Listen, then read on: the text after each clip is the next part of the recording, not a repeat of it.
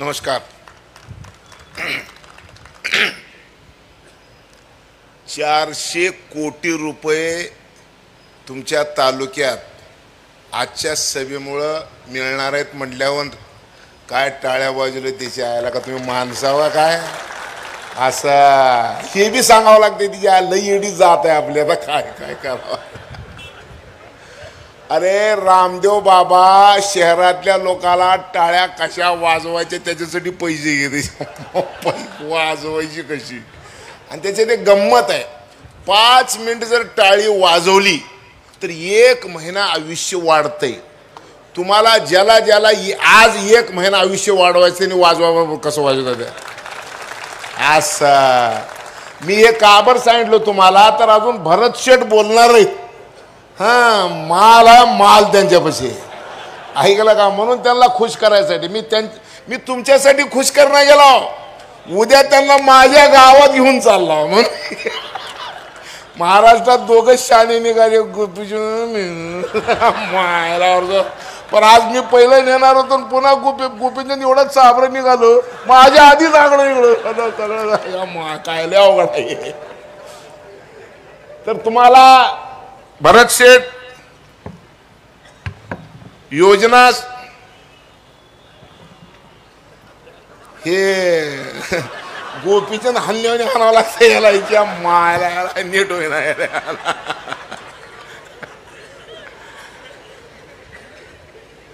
तर तुमच्या तालुक्यात काय काय घोषणा करायची ते भरत शेठ करणार आहेत. मी का आला माहितीये का तुमच्या कार्यक्रमाला. इकडून मुंबईला मंत्री पळणी म्हणून धरून न्यायचं आपल्या गावाला म्हणून मी आलो बरं का. माई शपथ दुसरं काही स्वार्थ नाही.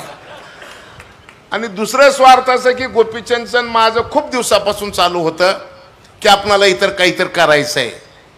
मी गोपीचंदला सांगितलं पण ते डोक्यात बसत नव्हतं आणि आमच्या दोघांची चर्चा झाली आणि आज म्हणलं चला भरत शेठ येणार तर आपण बी यावं. सदाभाऊ स्टेजवरचे सगळे सन्मान्य मंडळी मी सगळ्याचे नावं घेत बसत नाही.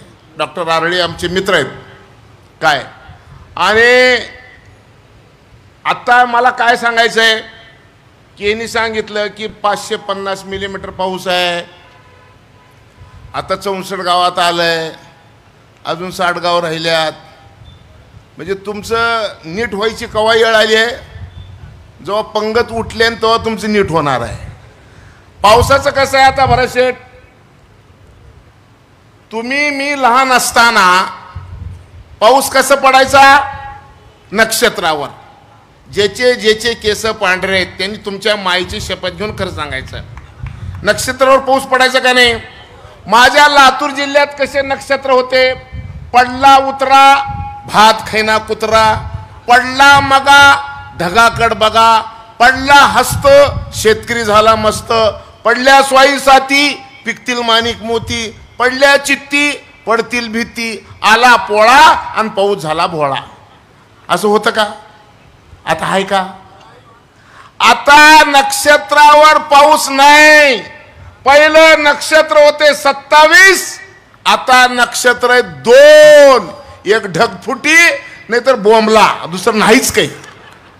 आणि अशा काळामध्ये ह्यांचं नीट करायचंय किती अवघड खेळ आहे. ऐकलं का लय तुमचं नशीबच रे माई शपथ अशा वेळेला.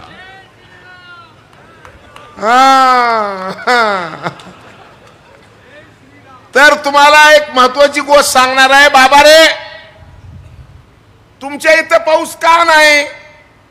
टकल्या माणसाच्या डोसक्यावर पाणी टाकलं तर थांबल का हो नाही. तर तुमचा तालुका म्हणजे टकलंय झाड आहे का पाणी राहील का. पाणी राहत नाही. जिथं जिथं झाड आहेत 2 गोष्टी लक्षात घ्या. पाऊस पडायचा असेल झाड लागतंय. पडलेलं पाणी जमिनीत मुरवायचंय झाड लागतंय. तुमच्यात झाडच नाही म्हणून पडलं बी नाही आणि पडलेलं मुरलं बी नाही. बरोबर आहे का. आणि मग तुम्ही आता नीट करून घ्यायच्या नादात लागला. मी म्हणलो चला आपला बी काही योगदान असेल तर आपण जाऊत बांबू लागवड सांगूत. बांबू लागवड का करायची मी आता तुम्हाला दाखवलं. मी जास्त वेळ बोलणार नाही, मी तर 2-3 तास बोलत असतो, पर तेवढं बोलायचं नाही. मी तुम्हाला सगळ्याला एक विनंती करणार आहे की ह्या बसमध्ये लागलेलं लाकूड बांबूचं आहे ते तुम्ही बघावं. मी फक्त तुम्हाला बांबूपासून काय तयार होतंय एवढं सांगून मी माझं भाषण संपवणार आहे. हे माझा चष्मा आहे, बांबूचा आहे. ही माझी घड्याळ आहे हातातली, ही बांबूची आहे. हे आता पडळकर साहेबाला जी घड्याळ दिली ती बांबूची आहे.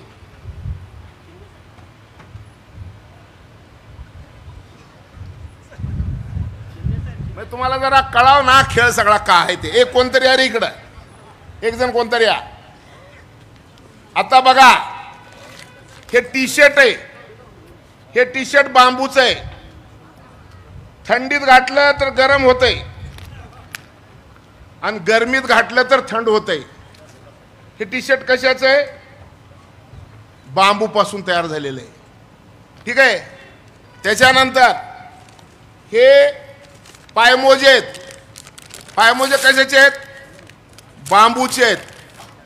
हे बांबूचे पायमोजे पायाला पाणी येऊ देत नाहीत. ज्यानं कोण सॉक्स घालणार आहेत, कलेक्टर साहेब हे घालून बघा जरा. डायबिटीज जर असेल ना तर ह्याच्याशिवाय दुसरे सॉक्सच तुम्ही वापरू शकत नाही. हे ह्याचं गुणधर्म आहे. कॉटनचे सॉक्स 2 दिवस वापरलं तर तिसरे दिवस कोण जवळ बसू देत नाही. वास येईल तुझ्या माला उठ म्हणतात. हे महिनाभर जरी वापरलं तर वास येत नाही. त्याच्यानंतर आता एक काही डायरी आहे, ही डायरी बांबूची आहे. त्याच्यानंतर हे काय कॉफीचं मग आहे, हे काय कॉफीचं मग हे बी बांबूचं आहे.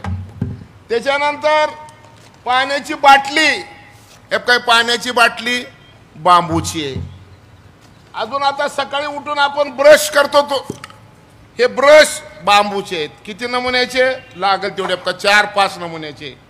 कंगवा बांबूचा.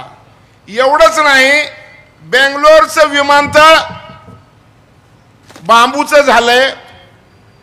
लोकसभेमध्ये 5.5 लाख स्क्वेअर फीट फरशी नरेंद्र मोदी साहेबांनी बांबूची केलेली आहे. आपल्या देशात 70,000 कोटी रुपयाचं लाकूड आयात करावं लागलेलं आहे. आपल्याकडे आता लाकूड शिल्लक राहिलेलं नाही. आणि मग काही दिवसांतर 1 लाख कोटी रुपयाचं लाकूड आणावं लागणार आहे परदेशातून. ते जर करायचं असेल, ते जर बंद करायचं असेल तर बांबू लागवड करावी लागणार आहे. आता मी तुम्हाला एक शेतीतले 2 प्रश्न महत्वाचे सांगतो. एक सांगितलं तुम्हाला मी पाणी, दुसरं तुम्हाला गडी मिळते का? गडी शेतात. गोपीचंदजी सांगलीला गेले लोक, तिकडे बेंगलोरला गेले, मुंबईला गेले, पुण्याला गेले आणि इकडे शेतात गडी मिळत नाही. आमच्या काळात कसं होतं? आमच्या बापाचे पाय दाबायला गडी, डोसकचे पायला गडी, हात दाबायला गडी. आता आपल्याला गड्याचं दाबावं लागतंय. चल रे शेताला, चल रे. उलट झालंय, गडी मिळत नाही आणि पाणी लवकर येत नाही. मग शेती कशी व्हायची? आणि मग आता शेती करायची बगर गड्याची. एकदा का बांबू लावलं की त्याला खुरपण नाही, दुंडण नाही, कोळपण नाही, खन्नी नाही, बांधणी नाही, फवारणी नाही. मग करायचं काय? कुंभाराकडे जायची आणि एक चिलीम घ्यायची, बांबू लावलं, मजेशीर धंदा आहे. ऐकलं का? एवढं मस्त शेत आहे. अरे तुमच्याकडे पीक कोणचं आहे? काय पेरता तुम्ही? ज्वारी आणि बाजरी. ज्वारी पेरणार आपल्या बायकोला लुगडं सुद्धा घेऊन देऊ शकत नाही.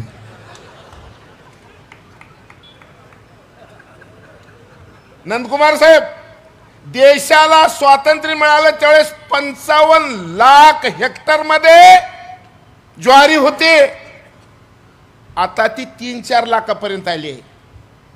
आपण जगाला सगळ्या जगाला आपण श्री अन्न खाऊ घालायची कल्पना करू लागलोय.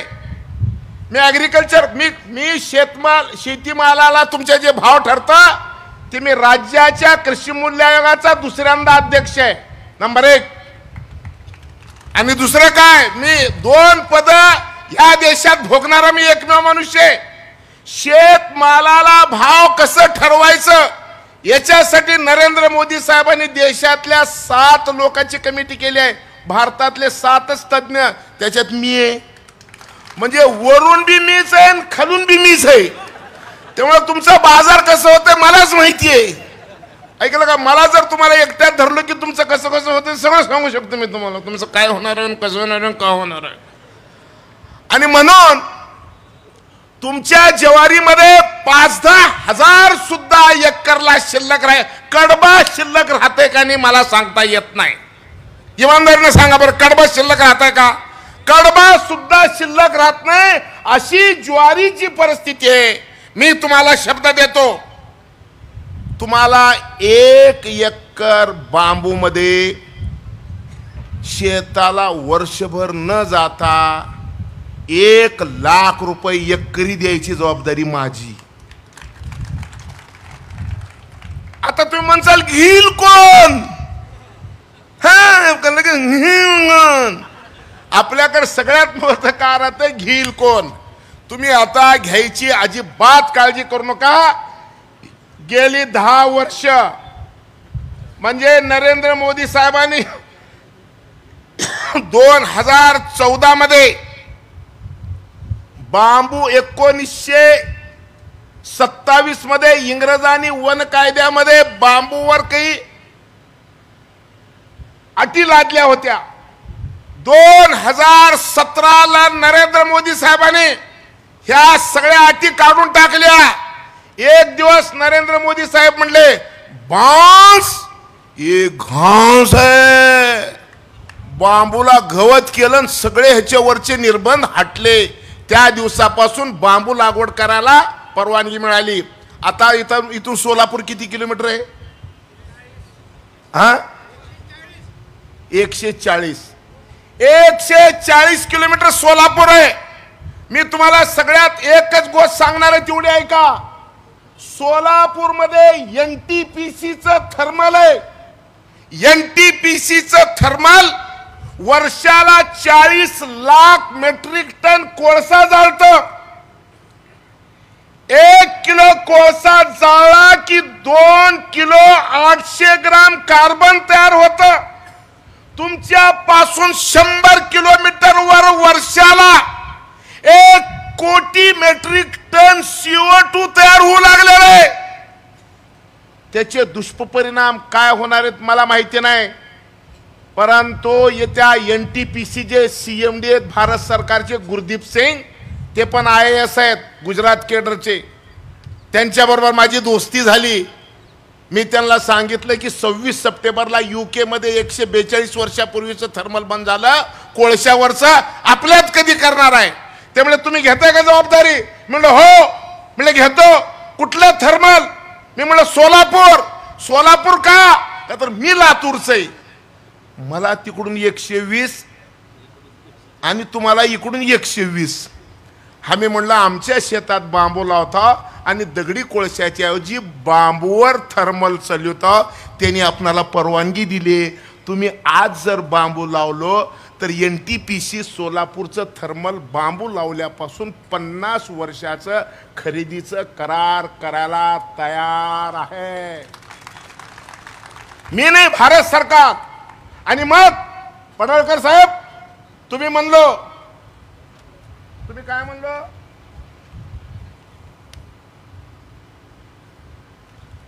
पडळकर साहेब म्हणले आमच्या तालुक्यात 4 हेक्टरचे 5 हेक्टरचे आहेत.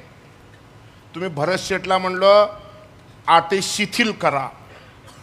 रोजगार हमी योजनेच्या अटी शिथिल होत नाहीत का? तर ती केंद्राची योजना आहे. नाही नाही, बांबूचं सांगणार, बांबू बी केंद्राचंच आहे. एक मिनिट ऐकून घ्या भरत शेठ.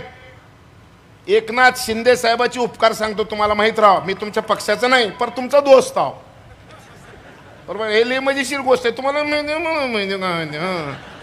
मधून आम्ही एक आहो, वरून ते शिवसेनेचे मी भाजपचं. ठीक आहे.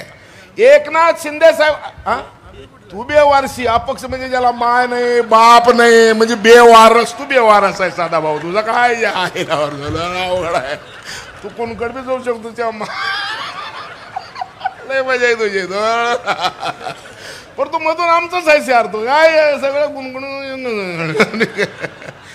पीठ ज्वारीचा असो का बाजरीचा असो का तांदूळ रोगीचा असो, भाकरच होती त्याच्यामुळे तू भाकरच होती, सगळं नको. एके दिवशी 11:30 वाजता मला मुख्यमंत्री एकनाथ शिंदे साहेब म्हणले की बांबूसाठी तुम्ही एवढं बोलताय पाशा पटेल, काय करू तुमच्यासाठी सांगा. नवळे साहेब माझ्यासाठी काही करू नका. हे IAS लोक ना चांगले बी तेवढेच राहतात आणि वाकड्यात गेले की जीव वर ठेवतच नाही. पण नॉट फिजिबल लिहिलं की कोणाची बाप माय हळजणी ते पडायची खोटी. नॉट फिजिबल लिहिली सगळ्यात मी IAS लोकांना काबर भेटून नॉन फिजिबल एवढ्या वाक्यासाठी. एकनाथ शिंदे साहेब 11:30 वाजता म्हणले काय करू तुमच्यासाठी. मी म्हणलं एकच काम करा, ते नंदकुमार नावाचे MRGSचे जे सचिव आहेत ना त्यांना माझं ऐकायला सांगा हो काय करून. त्यामुळे आत्ता फोन लावतो म्हणले. आणि मग मुख्यमंत्र्यांनी फोन लावला सचिवाला की नंदकुमार साहेब, पाशा पटेल आणि तुम्ही रोजगार हमी योजनेमध्ये एकत्र काम करा. एकनाथ शिंदे साहेब सांगितल्यानंतर योजना भारत सरकारची, शेठ योजना भारत सरकारची, राज्य महाराष्ट्र, भारतात कुठेही बांबू लागवडीला 1 रुपया मिळत नाही. देशात एकच राज्य आहे, त्याचं नाव महाराष्ट्र आहे. आपण रोजगार हमी योजनेतून 7,40,000 रुपये देतो. बोलले एकनाथ शिंदे आणि केले नंदकुमार.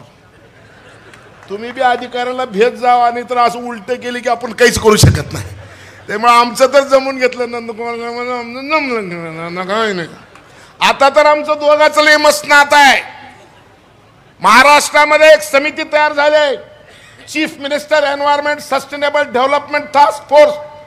त्याचा मी एक्झिक्युटिव्ह चेअरमन आहे आणि माझं को चेअर नंदकुमार साहेब आहेत. आता मी निवडलो म्हणजे म्हणून घेतलो, त्याच्यामुळे काही अडचण नाही. आता काय बी सांगा तुम्ही, मी करून देतो. ऐकून गुपिचून ते को चेअर आहेत माझे. आणि मग आता नीट ऐका, आता काय झालंय, पडळकर म्हणले जमीन जास्त आहे. पडळकर साहेब एक सूचना करतो, 5 हेक्टर जमीन असेल, 4 हेक्टर जमीन असेल, बायकोच्या नावावर अर्धी करा. तुम्हाला बायकोच नाही त्याच्यामुळे तुमचा विषयच नाही, तुम्ही लवकर करून घ्या. ऐकलं का, म्हणजे बरं जमल काही तर खेळ. फोड करा रे बाबा. त्याच्यामुळं जमिनीची फोड करा. तहसीलदार साहेब कुठे आहेत, तहसीलदार कुठे आहेत, तहसीलदार आहेत का कुठं. तहसीलदारने ठरवलं तर किती दिवसात फोड करू शकतो खरं सांगा मॅडम.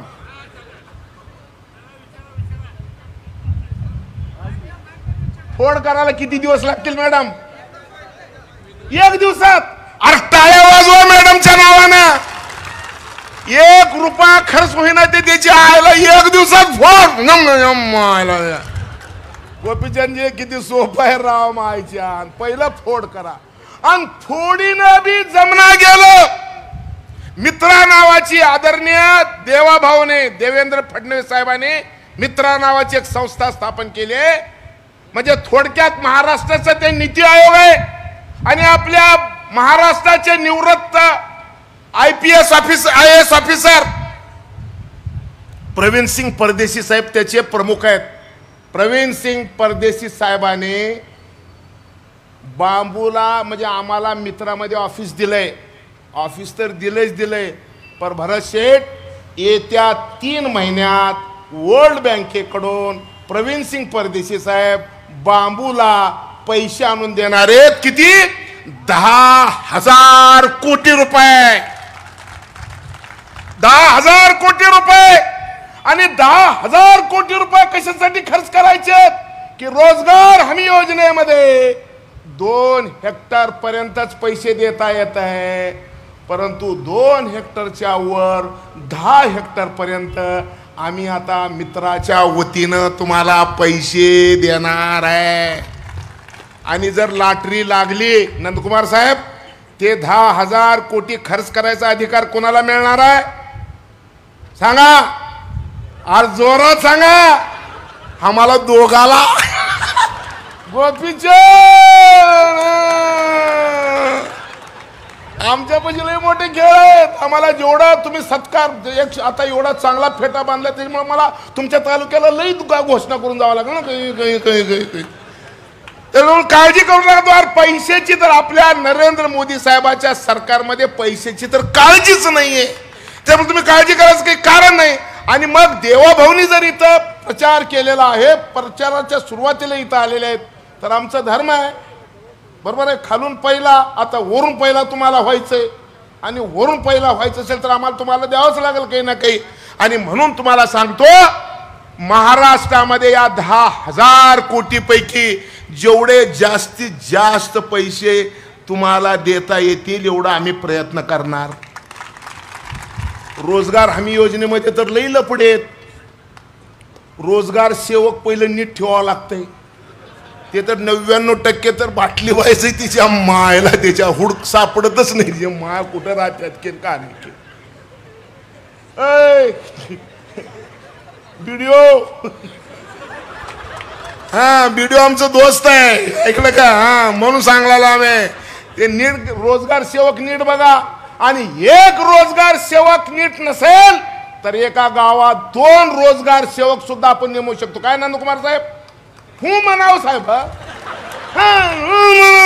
मी नुसतं हू म्हणा का? तर आपण काय ठरलंय, तुम्ही आणि भरत शेठ बोलताना मी ऐकलंय, ह्या तालुक्याला आपण सगळ्या मर्यादा शिथिल करायचे ठरलेले. म्हणजे आता तुम्हाला बी गुदगुल्या व्हावं लागेल का नाही? आयला याला निवडून दिलं, जेवढे कसं मत हाणला तेवढे कसं नोटा तुमच्या तालुक्यात आल्या पाहिजे. आणि ते हाणायसाठी या तिघाचं एकमत झालेलं आहे. काय अटी शिथिल करायच्या आहेत, ठीक आहे. आणि मग अडचण अशी आहे की बांबू लागवड केल्यानंतर 4 वर्ष आपण एका जोडप्याला 100 दिवसाच्या मजुरीच्या रूपाने पैसे देणार आहे. 1 हेक्टरला 40,000 रुपयाचे रोप लागणार आहेत. ज्यावेळेस मी सुरुवात केली तर माझ्या तालुक्यातले लोक म्हटले, साहेब 72 नाही 40,000 कुठून आणायचे? आम्ही नंदकुमार साहेबाकडे गेलो, साहेब हे 40,000 रुपये द्यायचे शेतकऱ्याचे ऐपत नाही हो. त्यांनी म्हणले आपण परमिट काढू. मी परमिट काढलं. काय परमिट काढलं? बीडीओनी 1 हेक्टर लागवडीची तुम्हाला परवानगी दिली की त्या परवानगी सोबत एक परमिट मिळणार. आणि ते परमिट दिलं की तुम्हाला फुकट रोप मिळणार. बरोबर आहे का? रोप फुकट, खन्न फुकट, लावणं फुकट. आणि मग आता काही लोकांच्या डोक्यामध्ये आहे की अरे मजूर आणलं तर मजूर, आता विहिरीचं कसं भानगड आहे, विहिरीसाठी मजूर लावले. मी रोजगार हमी योजनेमध्ये विहीर केली माझं, मी मजूर लावले, मजुराच्या नावावर पैसे आले आणि ते घेऊन गेले. आपल्याला निवडणुका लढवायच्या असतात, महागाई बी येत नाही. रोजगार हमी योजनेचं लई लफडं आहे, काही समजून घ्यावं बाजारा. आणि मग आम्ही आता असं ठरवलं, नंदकुमार साहेब तुम्ही मोबाईल मध्ये नका बघू, आता सभा होईपर्यंत हा उगा होऊच म्हणायचं काय बी. हो उद्याचं बघू, तिच्या माला का होतंय ते होतं. आज हो म्हणायचं. मंत्री आपल्या संघ आहे, तुम्हाला काय प्रॉब्लेम आहे? मंत्री नोटीस. आणि मग आपण आता काय ठरवलं की घरी असणाऱ्या नवरा बायकोला आता जॉब कार्ड देता येत आहे. तुम्हाला बाहेरचे मजूर लावायची गरज नाही. तुम्हीच मजूर म्हणून तुमच्या शेतात काम करायचं, 100 दिवसाची मजुरी तुम्हाला मिळणार. हे खोलून सांगावं लागतं हो. बरोबर आहे का? मुंबई जेव्हा महाराष्ट्राला मिळणार म्हणल्यानंतर प्रचंड भाषण मुंबईमध्ये झाले, टाळीच वाजत नव्हती. पण आचार्य अत्रे उठले मन आणि म्हणले मन मुंबई महाराष्ट्राला मिळाली की ह्या चौकापासून ह्या चौकापर्यंत बैलगाड्या उभ्या करायच्या आणि त्या नोटा कचाकचा भरून ठेवायचं, एवढे पैसे मिळाल. खरं लोक ठोळा वाजले म्हणून कोटी लाख ह्याला काही कळतच नाही. त्याच्यामुळं तुम्हाला तुमच्या बायकोची आणि तुमची 100 दिवसाची मजुरी या योजनेत तुम्हाला मिळणार. म्हणजे 100 दिवस कुठं कामाला जायची गरज नाही. बांबू एकदा लावलं 3 वर्ष कापता येत नाही. मग 3 वर्ष खावं काय? तर 3 वर्ष ही मजुरी मिळणार तुम्हाला, नंबर 1. आणि दुसरं 3 वर्ष आंतरपीक बांबूत येतंय. ज्वारी पेरा, तुरी पेरा, काय बी पेरा येतंय. म्हणजे आंतरपीक बी येतंय आणि बांबू बी वाढतंय. 4थ्या वर्षापासून बांबू तोडा येतंय. बांबू तोडलं, एका एकरला 40 टन, कमीत कमी 30 टन, एका टनाला 4000. आळशी शेतकरी असला आणि 30 टन निघाले तर 4 त्रिकम 12, म्हणजे एका एकरला 1,20,000 रुपये बांबूचे मिळणार. तुम्ही म्हणणार तोडणार कोण? त्याची काळजी करू नका. मी आता एक ट्रॅक्टर आणलोय 3 लाख रुपयाला. भरत शेठ 3 लाख रुपयाला ट्रॅक्टर आणलोय आणि 6 महिन्यामध्ये त्या ट्रॅक्टर एक मशीन बसवणार आहे. एक मशीनचा पार्ट बांबू तोडून आणि दुसरं धरून तोडून त्याचं बी आपण संशोधन करून घेतलं. त्याच्यामुळे तुम्हाला त्याची बी गरज नाही. आपलं आपण तोडणं होईल आणि सोलापूरला निघून जाईल. ठीक आहे. आत्ता तुमच्यासाठी काय करायचंय तर 3 वर्ष अशा पद्धतीनं. आणि जर समजा तुम्ही बांबू नाही लावलो, 288 नंबरचं जे तालुका आहे त्या तालुक्यावाल्यानं लक्षात ठेवा. माणसाचं भविष्य आता मी जरा स्टेजवरच्याला सांगतो. स्टेजवरचे डॉक्टर आरडे काय, तुम्ही सगळे स्टेजवरचे माणसं. आता मी तुमच्यासाठी भाषण करत नाही. मी जरा आता मुंडी बदलतो, ह्यांना शिकवतो. का तर हे लई असं कुठं होतंय काय म्हणलं की गेलं बोंबललं, त्या मायला पाणीच गेलं. त्यामुळे ह्यांना फिट करावं लागतं. ह्यांना फिट करतो जरा मी. आता स्टेजवरच्यानो नीट ऐका. IPCC म्हणजे inter governmental panel on climate change नावाची संस्था 1988 पासून 198 देशाला एकत्र घेऊन 1100 शास्त्रज्ञांनी 2015ला 400 पानाचे रिपोर्ट जाहीर केलंय. त्या रिपोर्टमध्ये सांगितलंय काय? रिपोर्ट काय सांगितलंय का? 2050ला, नीट आहे का, 2050ला हवेतल्या कार्बनचं प्रमाण 450 ppm होणार आहे. हवेचं कार्बनचं प्रमाण किती पाहिजे? 350 ppm. आता झालंय किती? 422 ppm. आणि या पृथ्वीवर 1 नाक, 2 डोळे, 2 कान, 2 हात आणि 2 पाय अशी आकृती जिवंत राहायची असेल तर हे कार्बनचं 450 ppm होऊ देता कामा नये. तर तुम्ही सगळे जिवंत राहणार आहे. आणि मग हे कार्बन जर एवढं जाऊ द्यायचं नसेल तर जग सांगते झाडं लावा. तुमच्या तालुक्यात फॉरेस्ट किती आहे?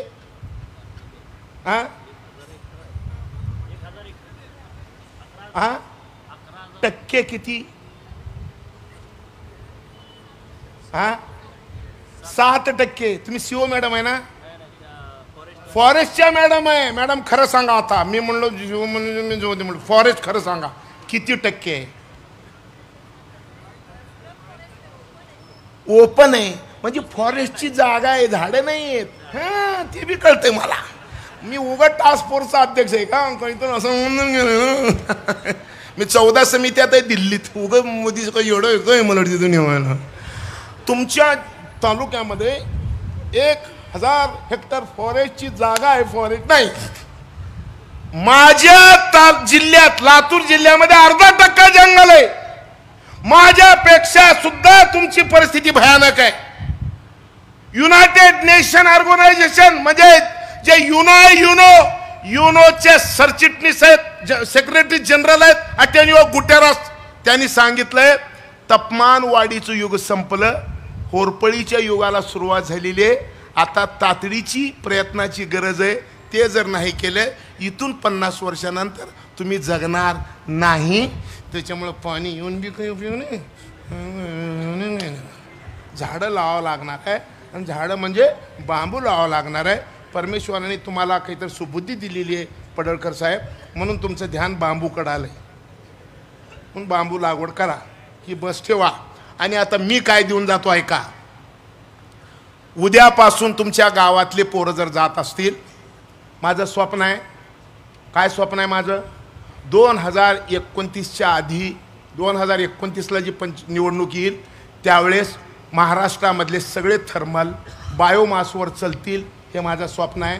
नंबर 1, महाराष्ट्रात 12 कोटी लोक आहेत, 40 कोटी तर त्यांना ब्रश लागतात, आणि रोज इथं जे चिकणे चोपडे लोक आहेत रोज शेविंग करतात.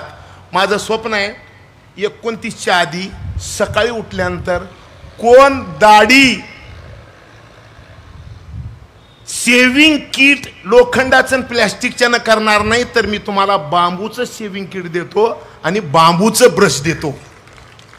गोपीचंदजी, तुम्हाला सुरुवात जर करायची असेल तर तुम्हाला महिन्याला 1 lakh toothbrush, 1 lakh shaving kit आणि 1 लाख कंगवे बनायची फॅक्टरी मी 1 महिन्याच्या आत तुमच्या गावात सुरू करून देतो. 1 महिन्याच्या आत. आणि तुमच्या जेवढं दम असन,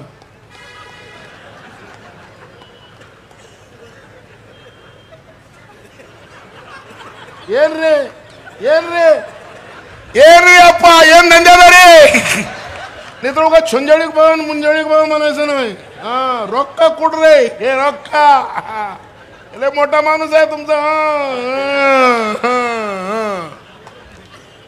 तुम्ही जर नीट काम केलं तर तुमच्या प्रत्येक गावात बांबूचं उद्योग सुरू करायचा शब्द हा पाशा पटेल देतो.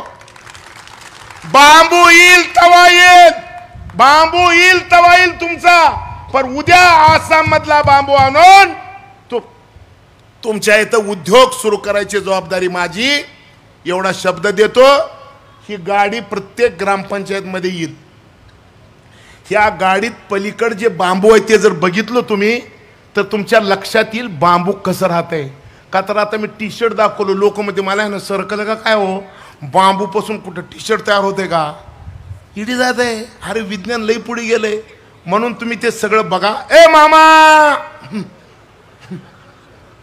तर तुम्ही ते लाकूड बघून जावा. आणि बीडीओ साहेब, लोकरे साहेब, मला एक बार महिन्याला एकदा जीव घालतं तुमचं बीडीओ मला रस्त्यावर आहे कोल्हापूरून जाताना. म्हणून एक काम करा, ग्रामसेवकाला सांगा कुण्या गावाला हे 2 तासाची पिक्चर बघणारे हात वर करा बांबूची.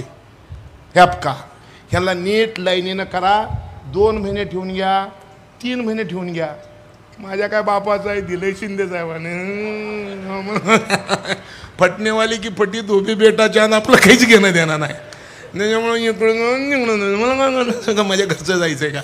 म्हणून तुम्ही जर आता तुम्ही मंत्री महोदयाला पटवलं म्हणून एवढं तुम्हाला मी गाडी दिली. गाडी माझी नाही, गाडी त्यांचीच आहे.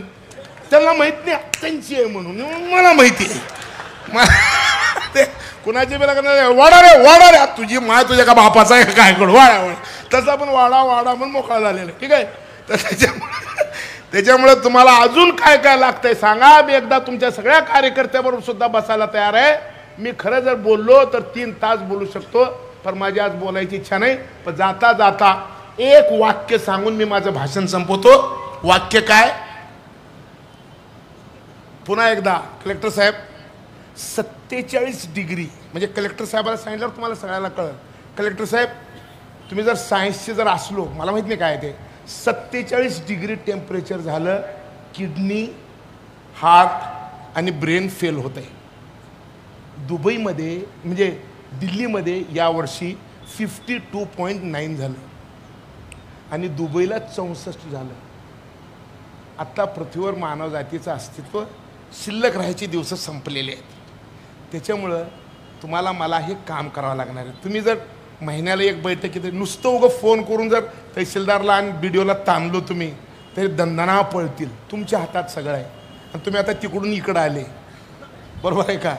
तर तुम्ही हे काम करावं अशी मी तुम्हाला विनंती करतो. आणि एकच गोष्ट सांगतो साहेब, काय झालं आहे, दुबईमध्ये वार्षिक पर्जन्यमान 70 मिलीमीटर आहे. वर्षाला दुबईमध्ये 70 मिलीमीटर पाऊस पडतो आहे. यावर्षी दुबईमध्ये एक दिवसात 170 मिलीमीटर पाऊस पडला आहे. तुतीकोरीन तामिळनाडूमध्ये 960 मिलीमीटर पाऊस एक दिवसात पडला. अरे 3.25 फूट पाऊस 8 तासात पडला. 3.25 फूट पाऊस जर 8 तासात पडलं तर तुमच्यापैकी कोण जगणार आहे मला सांगा साहेब. लिबिया नावाचा एक देश आहे, लिबिया देशामध्ये डेर्ना नावाचं शहर, एक रात्री 18 महिन्याचं पाऊस त्या लिबिया डेर्नावर पडलं. 1.25 लाख लोकसंख्येचं शहर वाहून गेलं. 40,000 डेड बॉडी सापडल्या. तिथल्या राष्ट्राध्यक्षांनी विनंती केली जगाला, डेड बॉडी ठेवायला प्लॅस्टिक द्या, का तर एवढ्या माहिती आम्ही एका दिवसात करू शकत नाही. हे जगावर आलेलं संकट आहे आणि हे संकट जर टाळायचं असेल तर ग्रीनरी वाढल्याशिवाय पर्याय नाही. आणि म्हणून महाराष्ट्र शासनाचं सगळ्यात महत्त्वाचा कार्यक्रम जे आहे, आपल्या सरकारचा कार्यक्रम, एकनाथ शिंदे साहेबांनी हरित महाराष्ट्राची कल्पना दिलेली आहे. हरित महाराष्ट्र आपल्याला सगळ्याला करायचंय, ते तुमच्या तालुक्यातून व्हावं एवढी विनंती करतो. आणि आता देवाभाऊनी तुम्हाला 10,000 कोटी रुपये आणून द्यायचं ठरवलेलं आहे. तुमच्या जेवढं दम आहे, जेवढं उचलल तेवढे पैसे उचलून न्या. इथं काम करणाऱ्याला न्याय मिळणार आहे. सदाभाऊ म्हणल्यासारखं कुचाळक्या करू नका, आणि कुचाळक्या केल्याशिवाय आपल्याला करमतच नाही. आपलं प्रॉब्लेम आहे. म्हणून एक काम करा, एक 4 वर्ष कुचाळक्या जर बंद केलो तर हे पूर्ण तालुका हे माणसं राहायचा तालुका होईल. आता हे माणसं राहायचा तालुका नाही. तुम्ही मेल्यावर मवता करायला लाकडं सापडणार नाहीत, एवढं मस्त इथं आता रान तयार आहे. हे भयानक सत्य आहे. या सत्यातून आपल्याला बाहेर पडायचं आहे. आणि तुम्हाला एवढा चांगला आमदार सापडला आहे. खरंच या आमदाराच्या नावानं टाळी वाजवा. वा. आणि आता सगळ्यात महत्त्वाचं काय माहिती आहे का, भिकाऱ्याला किती अक्कल असती. भिकारी भीक मागत गेला, आम्ही आमच्या गावात बघतो, रोटी वाढे माय म्हणते. आणि ज्या घरात वासरू दिसलं तिथं रोटी वाढ म्हणत नाही, ताक वाढे माय म्हणते. म्हणजे घर बघून त्या भिकाऱ्याला बी अक्कल येते. तर तुम्ही आम्ही तर त्याच्यापेक्षा शहाणे आहो. म्हणून आता भरत शेठकडून पैसे काढायचे असतील तर अशी मस्त टाळी वाजव. आता भरत शेठ आपलं मार्गदर्शन करतील. मॅडम तुम्ही येऊ नका, मी सांगतो. ऐकलं का? हां, मी सांग भरत शेठ, ते मार्गदर्शन करायचे.